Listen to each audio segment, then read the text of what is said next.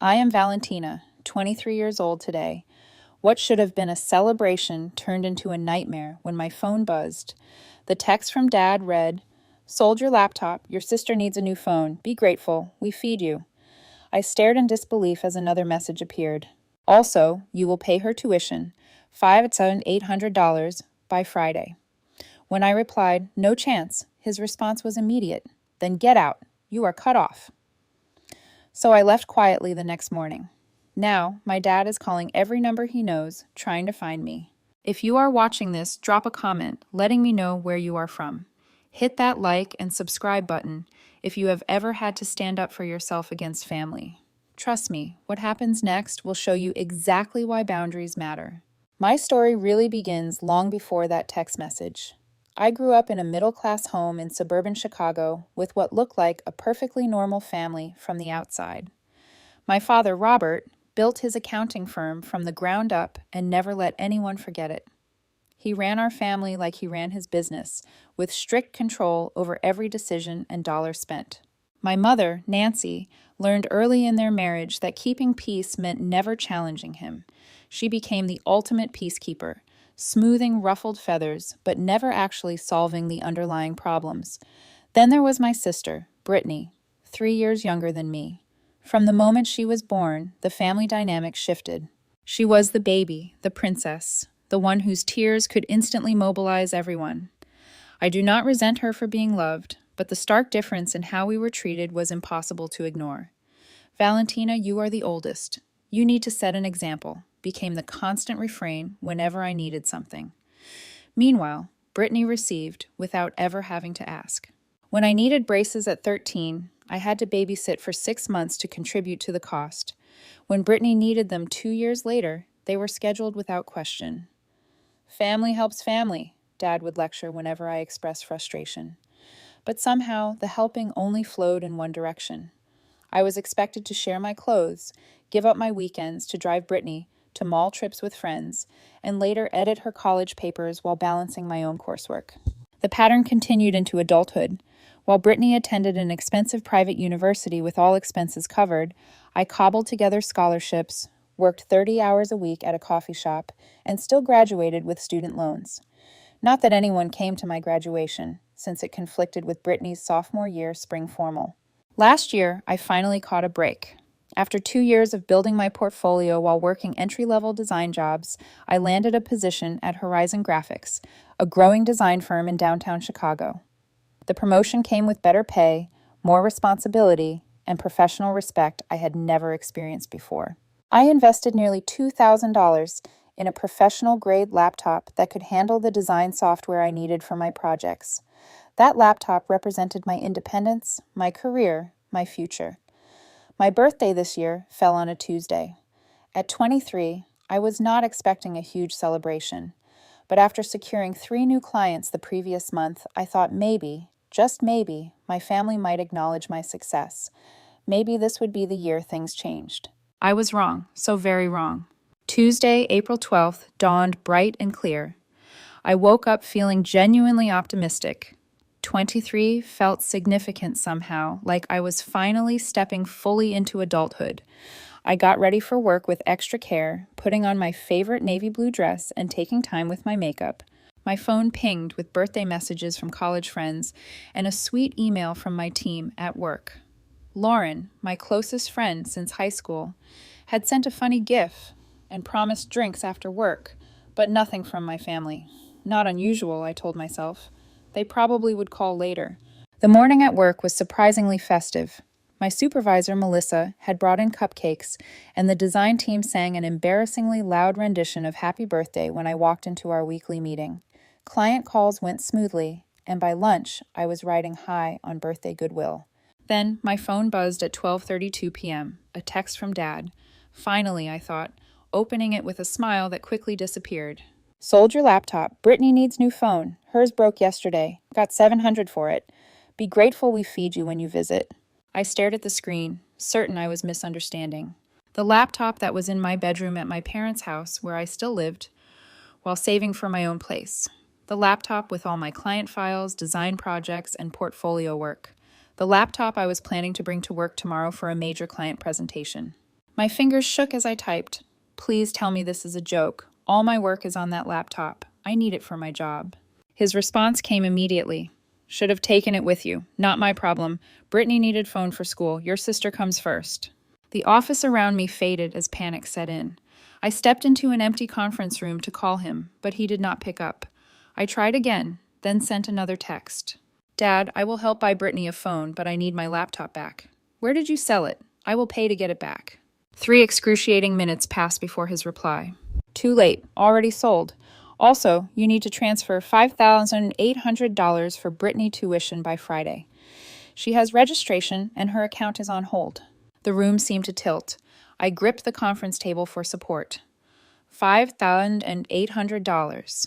My entire savings was just over $6,000, painstakingly accumulated for a security deposit and first month's rent on an apartment of my own. No chance, I texted back. That is my money for an apartment. Brittany gets full support from you and Mom. I have been paying my own way for years. The response was immediate and cold. This is not a request. Family helps family.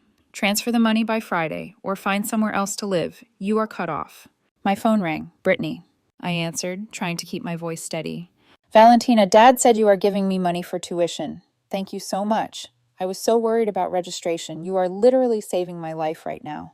Brittany, I cannot give you $5,800. I do not have it to give. But Dad said, I do not care what Dad said. That is my apartment money. And did you know he sold my laptop for your new phone? A pause. Oh yeah, my phone broke and I need it for school. But Dad said you never use that laptop anyway. Never use it? It is my work computer. I have a major presentation tomorrow. Well, maybe you should have taken it to work then, she said, her voice taking on the defensive tone I knew so well. Anyway, I really need the tuition money. My registration is Friday, and Daddy said you would handle it. I am not handling it. I am not giving you my savings. God, you are so selfish. You have a job. You can save more money. I am trying to get my education. She was shouting now. Mom, Valentina is being selfish again. I heard my mother in the background. Then she came on the line. Valentina, honey, please do not upset your sister. You know how important her education is to your father. Mom, Dad sold my work laptop without asking me. I have a presentation tomorrow. A pause. Well, I am sure he thought he was helping Brittany. You know, she needs her phone for school. And what about what I need? What about my job? Do not be dramatic, Valentina. You can probably use a computer at work. Family comes first. Your father expects you home for dinner at 6:00. We can discuss the tuition then. She hung up before I could respond. I sat in the conference room trying to process what was happening.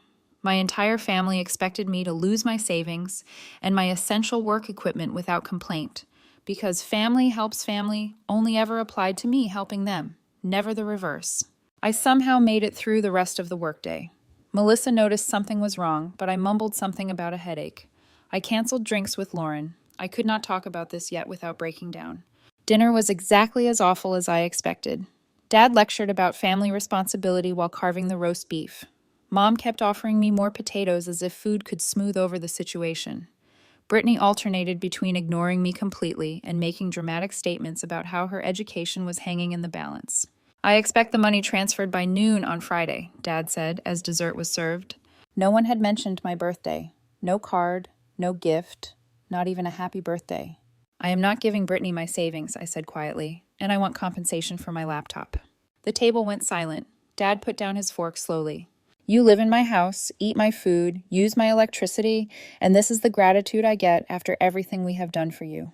What exactly have you done for me lately, Dad? I pay for my car, my phone, my insurance. I buy my own clothes, pay my student loans, and contribute to groceries. Meanwhile, Brittany gets everything handed to her. That is not fair, Brittany cried. Just because you decided to be all independent does not mean I should suffer. Enough. Dad slammed his hand on the table. Valentina, you have until Friday. Transfer the money and start showing some gratitude or find somewhere else to live. I am done with your attitude. I looked at Mom, who was staring at her plate. No help there. Never any help there. Fine, I said, standing up. I will be out by morning. That night alone in my room, I made the hardest decision of my life, but also somehow the easiest. For 23 years, I had tried to earn approval that was never going to come. I had dimmed my light to avoid outshining Brittany. I had given and given without receiving even basic respect in return. It was time to go. Back in my bedroom, I took stock of my situation with strange clarity. The panic and hurt were still there, but beneath them was something new: resolve. I pulled out my suitcase from under the bed and began a methodical inventory of what I owned versus what I needed. Clothing was easy, mostly professional attire for work, casual clothes, a few sentimental items like my college sweatshirt. I left behind anything purchased by my parents, which was not much in recent years.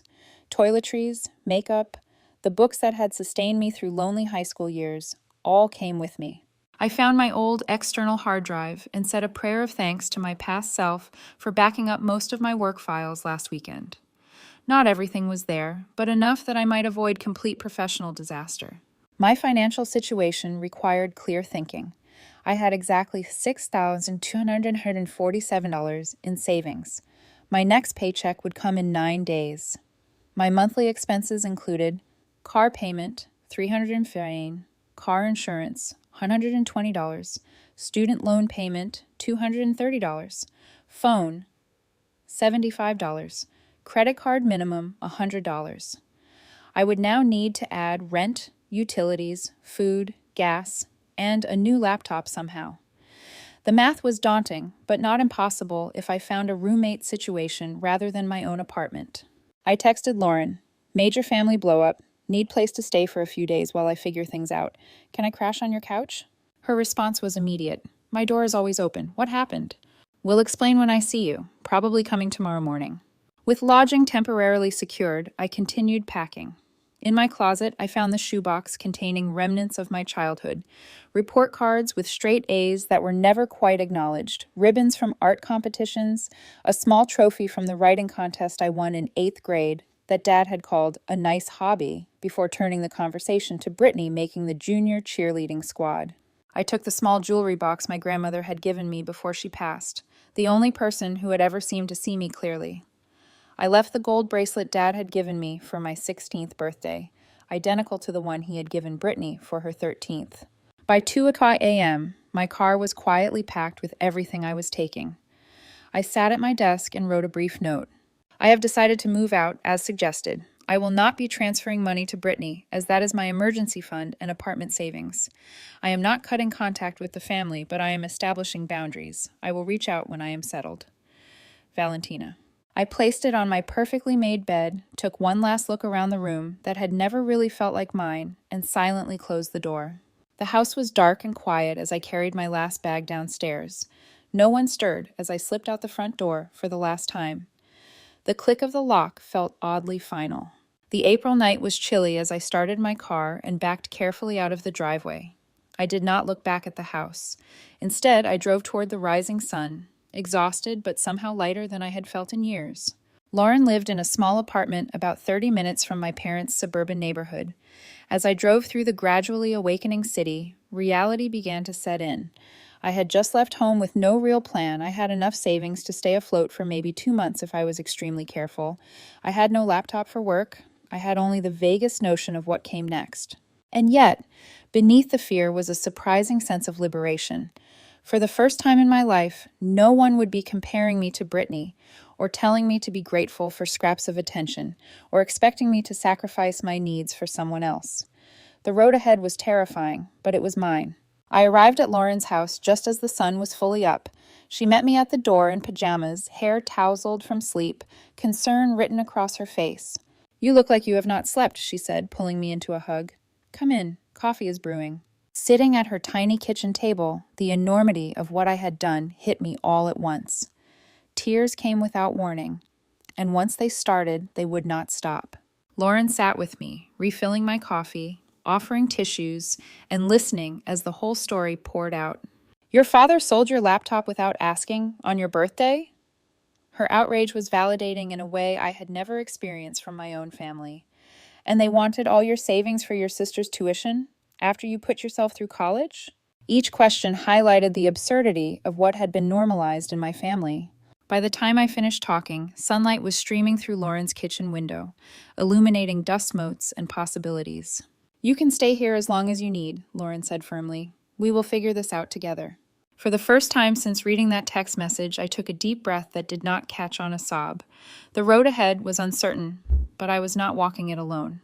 Lauren's one-bedroom apartment was tiny, but she cleared space in her closet and bathroom without complaint.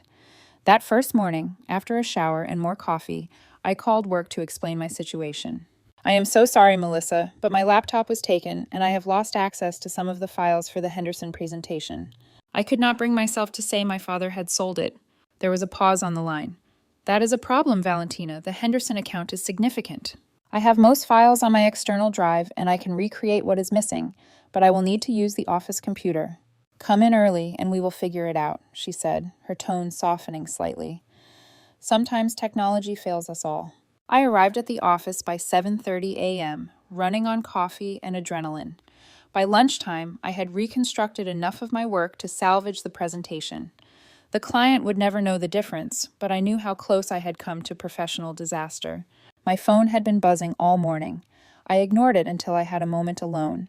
17 missed calls from Dad, 5 from Mom, 3 from Brittany, and dozens of text messages.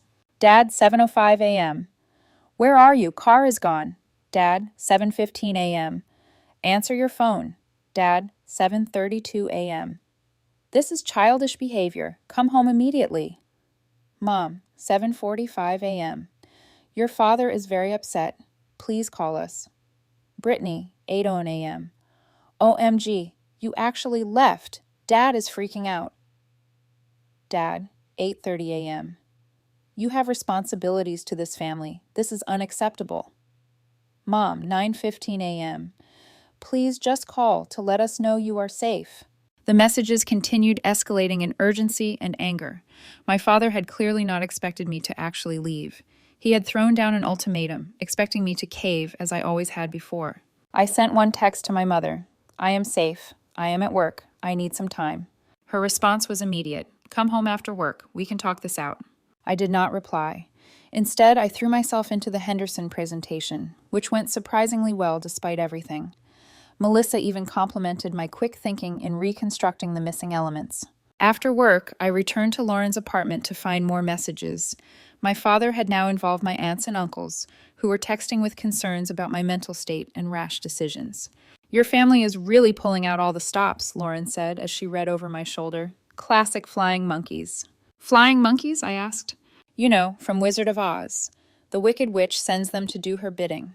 Your dad is sending relatives to pressure you because his direct approach is not working. That night, Brittany called again. Against my better judgment, I answered. How could you do this to me? She demanded without preamble. Registration is tomorrow, and Dad says he cannot pay my tuition because you took all your money. I did not take my money, Brittany. It was always my money for my apartment. But I need it more. I could get kicked out of school. Why is your tuition suddenly my responsibility? Dad has paid it for 3 years. His business had some cash flow issues this quarter, she said, her voice dropping. But he did not want me to worry about it. He said you would help. A piece clicked into place.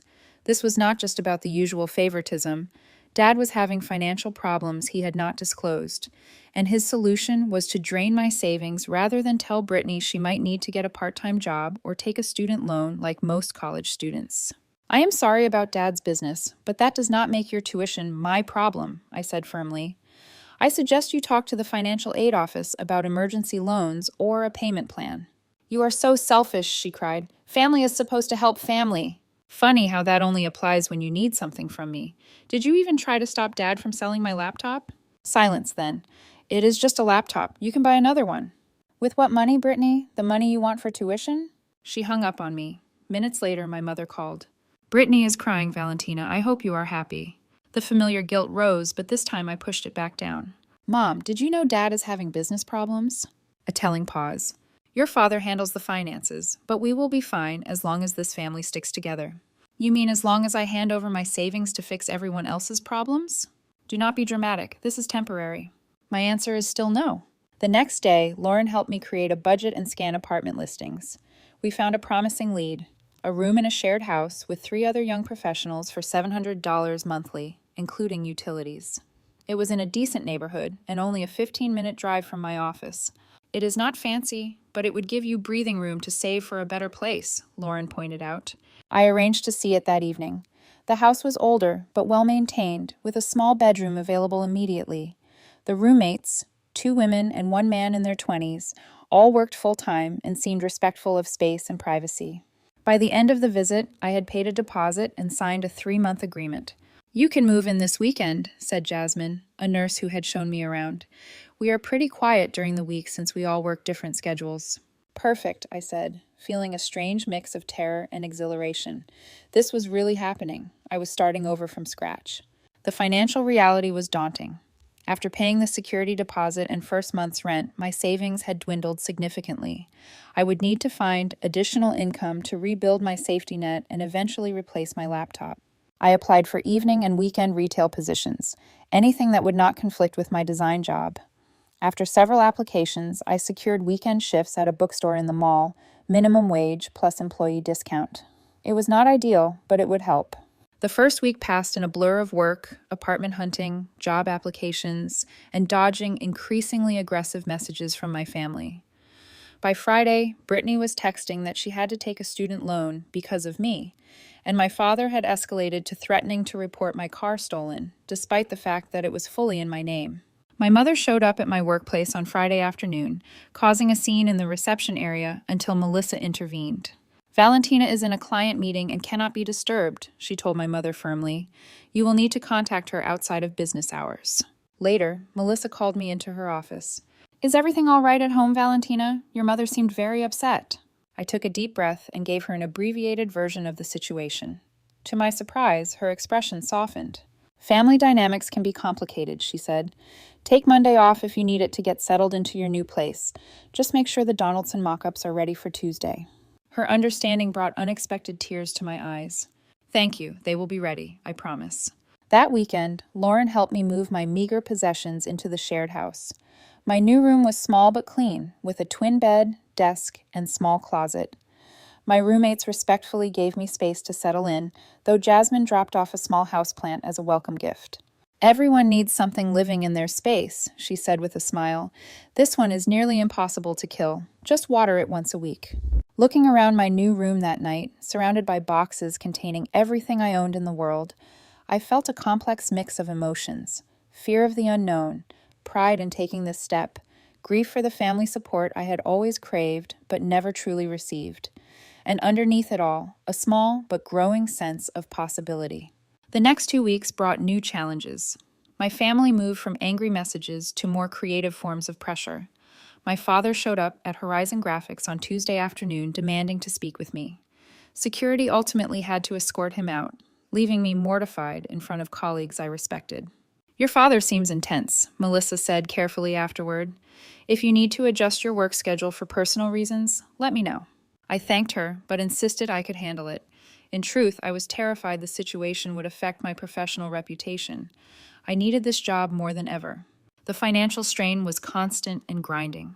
After paying my regular bills and setting aside money for gas and groceries, I had little left. The bookstore job helped, but working 7 days a week left me perpetually exhausted. I started bringing my lunch to work instead of buying it, cut out all non-essential spending, and learned to stretch groceries in ways I never had before. When my car started making an ominous knocking sound, I nearly broke down in the parking lot. A mechanic quoted $800 for repairs I could not possibly afford. I was looking at bus schedules and calculating longer commute times when my phone rang with an unfamiliar number. "Valentina, this is Jackie Winters. We met at the design conference last month." I vaguely remembered a confident woman in her 50s who had complimented my portfolio display. "I recently started a new creative agency, and I remembered your eye for detail. Would you be interested in some freelance work? I need help with a client pitch, and it pays $500 for the project." It felt like a lifeline thrown when I was drowning. "Absolutely. When do you need it by?" "Monday, if possible. I can email you the details if you will send me your address." I hesitated, then admitted, "I actually lost my laptop recently. I would need to use the computers at work after hours." "That is a problem for a designer," she said. "Tell you what, I have an older MacBook that still runs the design software. You can borrow it for this project, and we will see where things go from there." 2 days later, I met Jackie at a coffee shop. She handed over not only the promised laptop, but also an external hard drive with all the necessary files and software. "Take good care of it, but consider it yours to use until you can replace your own," she said. I know what it is like to be starting out with limited resources. For the first time in weeks, I felt a glimmer of hope. The freelance project went well, leading to another, then another. Jackie became both a client and an informal mentor, offering practical advice and occasional dinner invitations where she shared stories of her own career struggles. I left an abusive marriage at 28 with nothing but my portfolio and a maxed out credit card, she told me over pasta one evening. Everyone told me I was throwing away security. 20 years later, I own my agency and my home, and I answer to no one but myself and my clients. Her story gave me courage during the increasingly difficult family situations. My sister had escalated to calling mutual friends and distant relatives, spreading her version of events, that I had abandoned the family in a time of need, that I was selfish and ungrateful, that I had caused her academic probation by refusing to help with tuition. Some believed her. High school friends sent concerned messages. A cousin I had once been close to texted that I should stop being stubborn and help my sister. Even Lauren's parents, who had known me for years, asked pointed questions about both sides of the story. The constant defense of my decisions was exhausting. Some days I questioned whether I had done the right thing. Maybe I should have just given Brittany the money. Maybe I was being selfish. Then my mother called with news that temporarily shook my resolve. "Your father had a minor heart episode," she said, her voice trembling. "The doctor called it a warning sign. He needs to reduce his stress." My stomach dropped. "Is he okay for now?"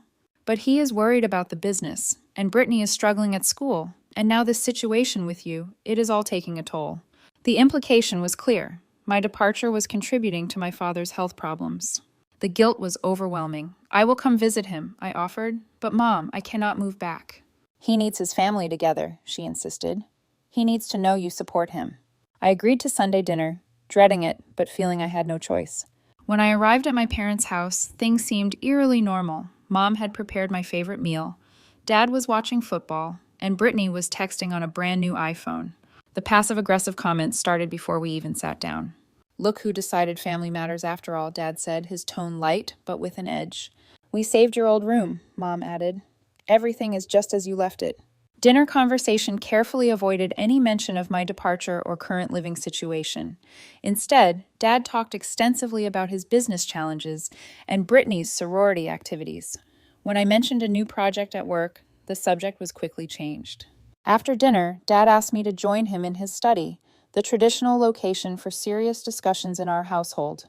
"I think you have made your point," he said, sitting behind his desk while I took the smaller chair across from him. "This little independence experiment has gone on long enough." "It is not an experiment, Dad. I have an apartment and roommates. I have responsibilities." "And you do not think you have responsibilities here? Your sister is struggling without your help. Your mother is taking on extra stress because you are not here. My health is suffering." Each word was a carefully placed arrow aimed at my weakest points. For a moment, I wavered.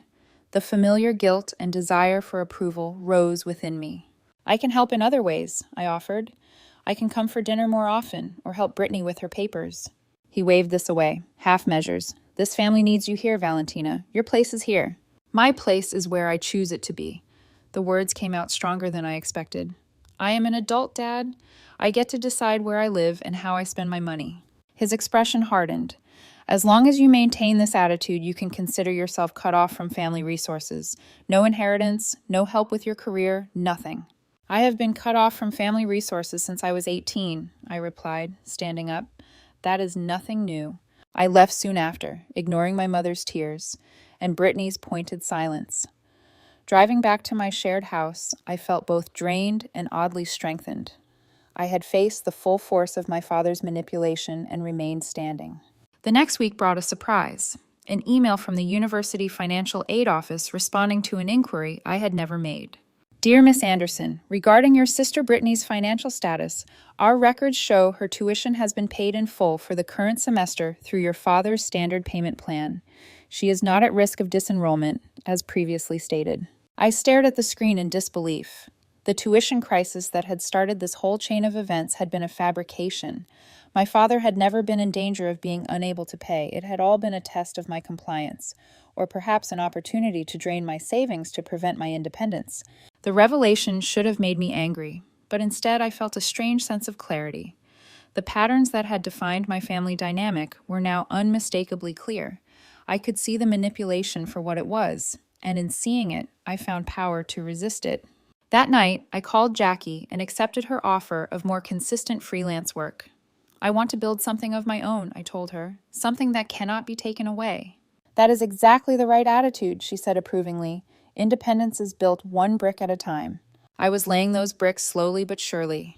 Each day I remained on my own was a victory. Each bill I paid myself, a declaration of independence. Thanksgiving arrived with dreaded inevitability. I had successfully avoided major family gatherings for months, but the holiday was different. Refusing to attend the traditional celebration at my grandmother's house would create a family scandal that would ripple through every branch of the extended family. After much deliberation, I decided to go for the afternoon, only driving myself so I could leave when needed. I brought a homemade pie, determined to be polite but distant. The house was warm and noisy when I arrived, filled with aunts, uncles, and cousins. My grandmother, now 80 and increasingly frail, greeted me with genuine delight. "There is my girl," she said, holding my face in her soft hands. "I have missed you at Sunday dinners." I helped in the kitchen, catching up with Aunt Susan and Uncle Paul, carefully steering conversations away from my current living situation. For a while, it almost felt normal, like I was still part of this family tapestry, without the complications. Then my father cornered me in the hallway.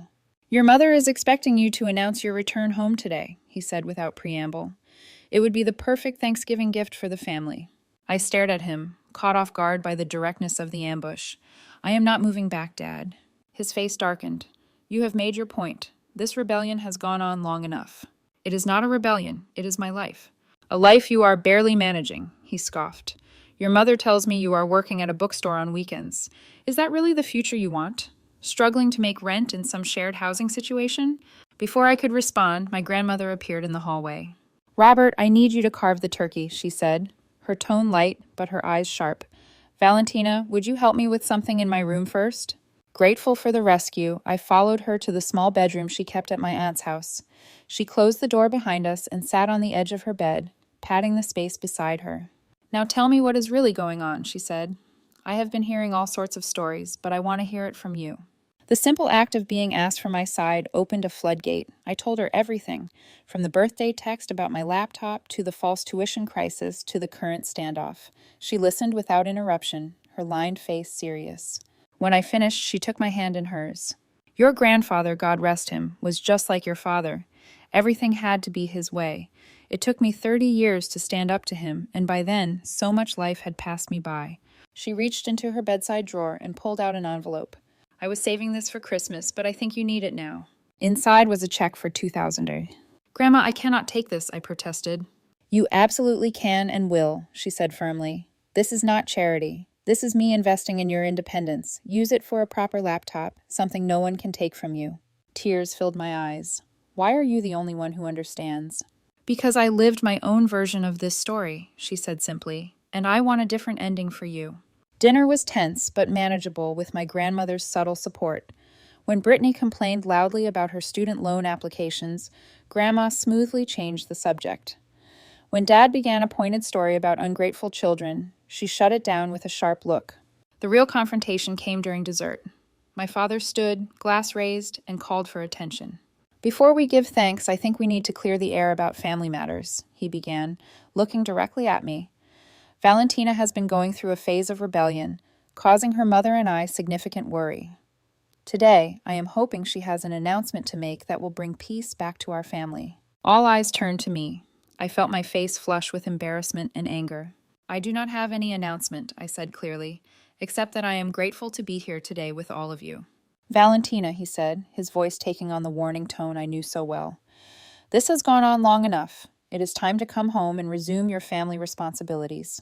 "I have a home," I replied, standing as well, "and my only responsibility is to build a life that brings me peace and fulfillment." "After everything we have done for you," he began, but I cut him off. "What exactly have you done for me lately, Dad?" "Sold my laptop without permission, tried to take my savings, shown up at my workplace and embarrassed me." A shocked silence fell over the table. No one ever interrupted my father. "I am not in rebellion," I continued, my voice steadier than I felt. "I am an adult who made a choice to live independently. That should be celebrated, not punished." "How dare you speak to your father this way?" he began. But to everyone's surprise, Aunt Susan spoke up. "Robert, the girl has a point. She is 23, not 16. If she wants to live on her own, that is her business. My uncle nodded. I moved out at 19. Best thing I ever did. My father's face reddened. This is different. She abandoned her family when we needed her. Actually, I said, taking a deep breath, I recently learned that Brittany's tuition was never in jeopardy. It was already paid through your regular payment plan. I have the email from the financial aid office. Gasps and murmurs spread around the table. Brittany looked confused, then embarrassed as she realized she had been part of a manipulation. Is that true, Robert? My grandmother asked, her voice cutting through the chaos. My father sputtered, then deflated slightly. The payment was temporarily delayed. I was going to use Valentina's funds as a stopgap. Without telling her the truth, Grandma noted, without asking properly. The dynamic had shifted. For the first time, others were seeing what I had experienced for years. My father was still speaking, making excuses about family unity and parental authority, but the power of his words had diminished. I excused myself shortly after, hugging my grandmother and those relatives who had shown support. As I was leaving, Aunt Susan followed me to my car. I have watched this dynamic for years and said nothing, she admitted. I am sorry for that. You deserve better. Thank you for speaking up today, I said, hugging her. Call me if you need anything, she said. And I mean anything. I drove home feeling lighter somehow. The confrontation had been painful but necessary. Something fundamental had shifted, not just in how my family saw me, but in how I saw myself. The next week brought unexpected developments. Jackie offered me a part-time position at her agency with flexible hours that would allow me to keep my main job while phasing out the exhausting weekend retail work. You have real talent, she said, and more importantly, real determination. I want that energy in my company. With my grandmother's gift and my first paycheck from Jackie's agency, I purchased a new laptop, even better than the one my father had sold. Setting it up in my small room, I felt a sense of ownership that went beyond the physical object. My sister texted a few days after Thanksgiving, her tone noticeably different. I did not know Dad lied about the tuition, she wrote. I thought it was real. I believe you, I responded after careful consideration, but you still participated in pressuring me to give up my savings. I know, I am sorry. 2 words I could not remember hearing from her before. I have been thinking about things, she added, about how differently we have been treated. It was a small acknowledgement, but significant. We arranged to meet for coffee the following weekend. Neutral territory for a conversation long overdue. Meanwhile, my father switched tactics. Having failed at direct confrontation, he began focusing on his own problems, sending messages about business difficulties and health concerns, clearly hoping to activate my caretaking instincts. Your father really needs your support right now, my mother texted daily. Just a phone call would mean so much. I maintained firm boundaries while still showing basic compassion. I sent a get-well card to my father. I called my mother once a week for short, carefully managed conversations. I met my sister for coffee and listened to her halting attempts to understand our family dynamic from a new perspective. It was progress, however small.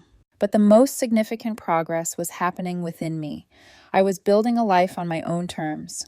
My shared housing situation, which my father had mocked, had become a supportive community. My roommates and I cooked together on Sundays, shared streaming service passwords, and looked out for each other in practical ways. My work at both jobs was thriving. Melissa had noted my improved confidence and assigned me to lead a small team on a new project. Jackie was introducing me to her industry contacts, building my professional network beyond what I could have accessed through my father's connections. 6 months after that fateful birthday text, I received another message from my father. This one was different. Your mother and I would like to have dinner with you next week. There are matters to discuss. I agreed, but suggested a restaurant rather than their house. On neutral ground, we met, the 3 of us sitting somewhat stiffly around a table. Your grandmother tells me you are doing well, my father began, clearly uncomfortable. I am, I said simply. Your room is still available, my mother added quickly. Anytime you want to come home. Thank you, but I have renewed my lease for another 6 months. My father cleared his throat. I may have been hasty in how I handled things last spring. From him, this was as close to an apology as I was likely to get. I nodded in acknowledgement. We miss you, my mother said, reaching for my hand across the table. The house is not the same without you. I miss aspects of home too, I admitted, but I needed to establish my own life. The conversation was awkward but civil. No dramatic reconciliation, no complete resolution of our differences. But it was a beginning, a recognition that our relationship would need to be rebuilt on new terms, with boundaries and mutual respect that had not existed before. As we parted, my father hesitated, then said gruffly, "I looked up that design agency you are working for. Jackie Winters has a good reputation in the industry." Coming from him, it was high praise. I simply nodded and thanked him for dinner. Walking to my car afterward, I realized I no longer felt the desperate need for his approval that had driven so many of my choices. I appreciated the small olive branch, but my sense of self-worth no longer depended on his validation. It was the most valuable lesson of my independence. I was enough just as I was, without anyone else's acknowledgement or permission. As summer faded into fall, I found myself approaching the 1-year mark of my independence with a sense of accomplishment I had never experienced before. My tiny bedroom in the shared house had become genuinely mine, decorated with secondhand finds and small art pieces I had begun creating again after years of setting aside that passion. My financial situation had stabilized with my dual income from Horizon Graphics and Jackie's agency. I had rebuilt my savings and even started a small retirement account. The borrowed laptop had been returned, replaced by my own equipment that no one could take from me. More significant were the internal changes. The constant anxiety that had been my companion for years had diminished. I made decisions based on my own needs and values rather than anticipating others' reactions. I spoke in meetings without downplaying my ideas. I set boundaries in all relationships, not just with my family. My mother had begun visiting me once a month, tentatively at first, then with growing comfort. She would bring small housewarming gifts, unnecessary but well-intentioned, and we would have lunch or visit a museum together.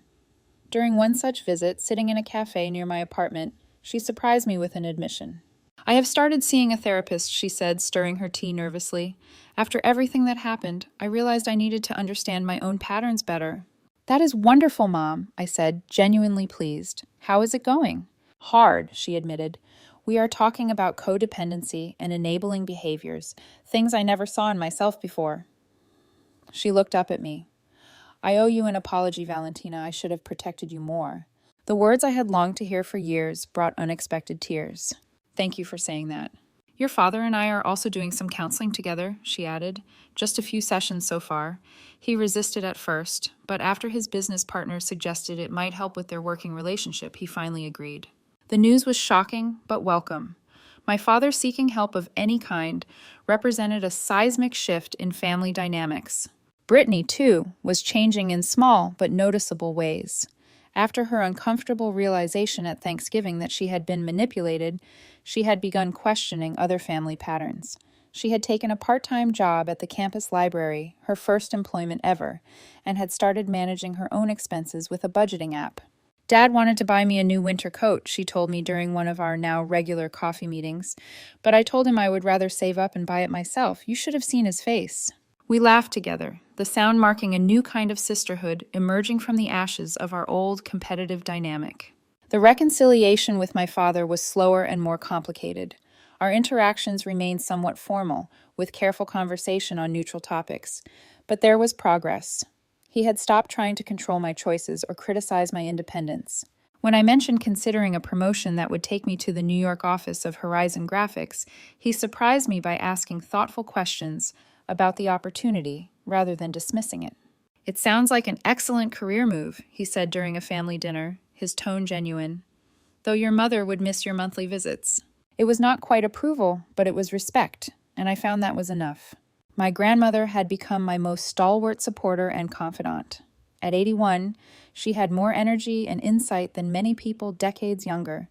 She delighted in hearing about my growing career and independent life. "You know what makes me happiest," she said during one visit? "Seeing you make choices because they bring you joy, not because they please others. That is true freedom." As my birthday approached again, I found myself reflecting on the dramatic changes a single year had brought. The painful text message that had started it all now seemed like a blessing in disguise, the catalyst for growth that might otherwise have taken decades. Lauren organized a small gathering at her apartment to celebrate my 24th birthday. My roommates came, along with colleagues from both jobs, and a few new friends I had made through a local art class. My mother attended briefly, bringing cupcakes and a gift card, still finding her place in my new life. Brittany came alone, having driven directly from campus. Dad wanted to come, she explained, but I told him, you should get to decide when you are ready for that. It was perhaps the most thoughtful thing she had ever done for me. After everyone sang and I blew out the candles, Jackie raised her glass in a toast. To Valentina, who taught me something I thought I already knew, that building your life on your own terms is not just about physical independence, but about finding the courage to be authentically yourself, even when it is terrifying. The words resonated deeply. This year had indeed been terrifying at times, lonely at others, but never once had I regretted my choice to leave. The path of independence was neither straight nor easy, but it was mine. Later that night, after everyone had gone, I received a text from my father. Happy birthday, Valentina. Your grandmother tells me you are doing well at the design agency. The door is always open here, but I respect the door you have built for yourself, Dad. It was not an effusive message, but from him, it represented significant growth. I sent a simple thank you in response, no longer needing more than that brief acknowledgement. Looking back at the journey from that devastating birthday text to today, I can see now that what seemed like cruelty was actually the push I needed to break free from patterns that would have defined my entire life. My father selling my laptop without permission was wrong. His attempt to take my savings was unjustified, but the crisis forced me to make a choice I might have postponed indefinitely otherwise. The lessons I have learned go beyond financial independence or physical separation from my family of origin. I have learned that boundaries are not selfish but necessary. That saying no is sometimes the most self-respecting choice. That patterns established in childhood do not have to dictate adult relationships. Most importantly, I have learned that family is not just about biology, but about respect, reciprocity, and genuine care. I am building a family of choice alongside my family of origin, creating relationships based on mutual support rather than obligation or guilt. The road ahead still holds challenges. My relationship with my father may never be completely healed, though it continues to evolve. My mother struggles to find her voice after decades of accommodation. Brittany is still learning what it means to be self-sufficient, and I am still discovering who I am when not defined by family expectations. But for the first time, I face these challenges from a position of strength rather than dependency. My worth is no longer tied to others' approval. My choices are my own. If you are facing similar struggles with family expectations or searching for your own independence, I hope my story offers some encouragement. Setting boundaries is not betrayal. Seeking independence is not selfishness. Building a life that honors your own needs is not just possible, it is necessary. What boundaries have you needed to set in your own life? Have you experienced similar family dynamics? Let me know in the comments below. And if my story resonated with you, please like and subscribe to hear more journeys of finding strength through difficult transitions. Share this with someone who might need to hear that standing up for yourself is both possible and worthwhile. Thank you for listening to my story, and remember, the most important approval you will ever receive is your own.